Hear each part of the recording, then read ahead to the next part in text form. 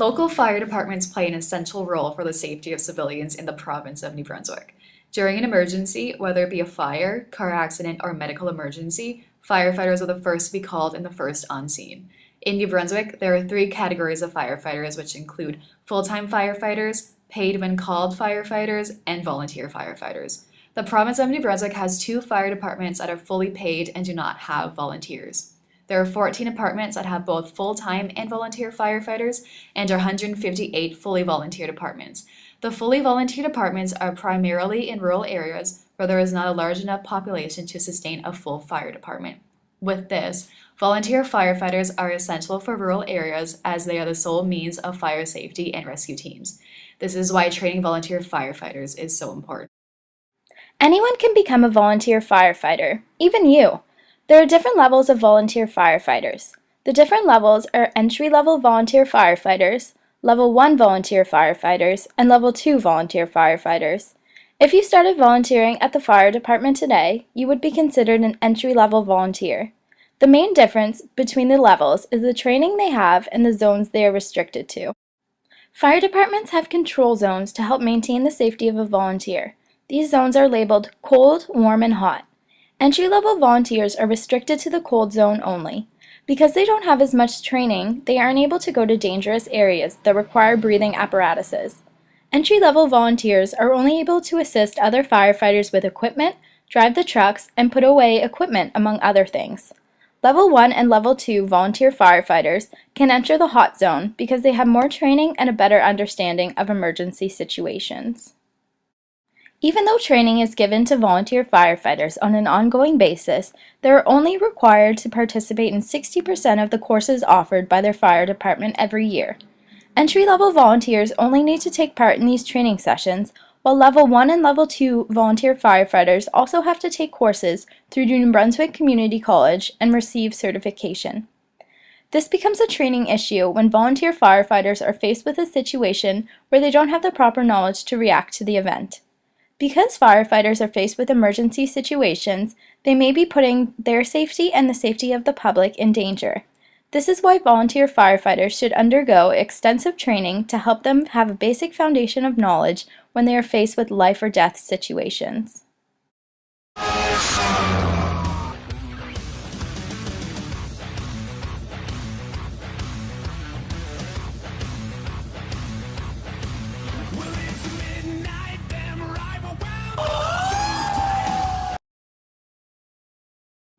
When you begin working with a volunteer fire department, you start as an entry-level volunteer firefighter. These types of volunteers have small but important roles. They respond to emergency calls and arrive at the scene, but are not able to get too close to the accident because they don't have proper training. The entry-level volunteer firefighters have to make sure that they stay out of harm's way and must stay in the cool zone. They don't require any formal training to volunteer and don't require certification in CPR or first aid. However, every volunteer firefighter has to take part in 60% of the training programs put on by their fire department each year. No course is mandatory, and they can choose which courses they participate in. These training programs are put on by instructors who are subject matter experts and are presented as a lecture. These training sessions are often referred to as Death by PowerPoint. To become a Level 1 or Level 2 volunteer firefighter, they must also take a course from the New Brunswick Community College or another school that provides a similar program. The course that they must take to achieve Level 1 or Level 2 volunteer firefighter is split into 5 blocks. Each block highlights important aspects of firefighting. There is a theory component and hands-on component associated with each block. Firefighters have to complete 83 hours of theory, 20 hours of practical in classroom, and 55 hours of practical in the fire station. They also have to complete 16 hours of CPR and first aid training. Once they have completed all 5 blocks of Level 1, it does not have to be renewed. The New Brunswick Community College currently has records of its certifications dating back to 1988 because they never expire. After the completion of this course, the volunteer firefighters are assumed to have good knowledge of firefighting. Volunteer firefighters are also given hands-on training for putting out fires. Smokehouses are used where the volunteer firefighters simulate going into a burning building, rescuing people, and putting out the fire. This is the only hands-on training that is put on by the fire departments for their crew. Simulations allow firefighters a chance to experience similar situations to what they may face when on the job. The knowledge of volunteer firefighters is not tested very often. Entry-level volunteer firefighters have to participate in 60% of training classes put on by their fire department, but their knowledge and retention of the information is not tested. They are not required to take a test after the completion of a training program, and they don't need to show retention or application of their new knowledge. Level 1 volunteer firefighters and Level 2 volunteer firefighters have to take firefighting courses from a college such as NBCC. They are tested after they complete each block. At the end of each block, they have to pass a final exam to be considered a Level 1 or Level 2 firefighter. In order to pass, they have to receive a mark of 60% or higher. Once they have received their Level 1 or Level 2, they do not have to take any additional courses. That means that once they initially pass the firefighting blocks, they are not tested again. It is unknown how much of the information and training they retain from Level 1 and Level 2 courses because they are not retested. With this, much of the learning can be forgotten over the course of time. It is also difficult to prepare volunteer firefighters for all situations that may occur, as they are required to respond to many different types of emergencies.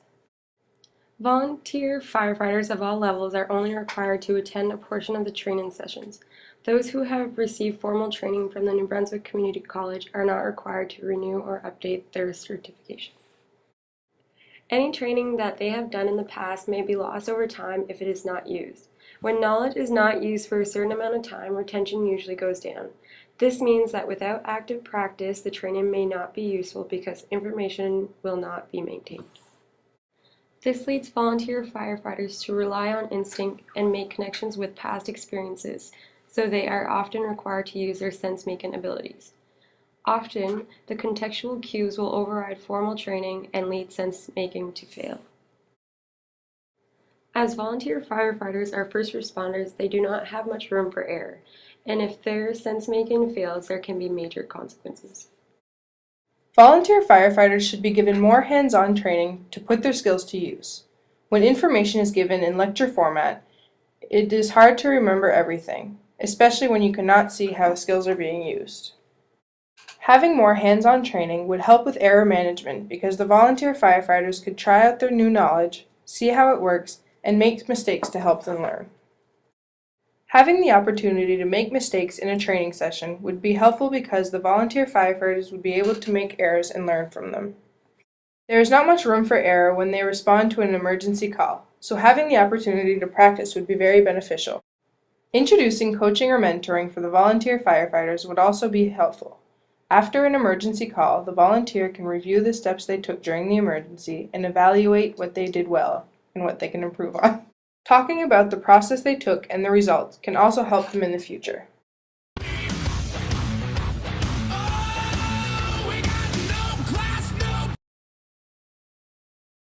Training for volunteer firefighters is very important for both the safety of the firefighters and the safety of the public. Volunteer firefighters are often the first to respond to emergency calls, so it's important that they have a good understanding of what to do in emergency situations. Training is an important aspect of knowing how to react, so volunteer firefighters should have ongoing training to make sure that they are prepared for situations before they arise. If they are not properly trained, it could have negative consequences. Therefore, more training should be included for volunteer firefighters. Evaluation is also an important part of training. With volunteer firefighters, there is not much evaluation that takes place to test their knowledge and retention of information. In order to be sure that volunteer firefighters are well prepared to respond to emergency situations, there should be more evaluation. However, the current training for volunteer firefighters seems to be working for the time being because volunteers respond to and diffuse emergency situations as they happen.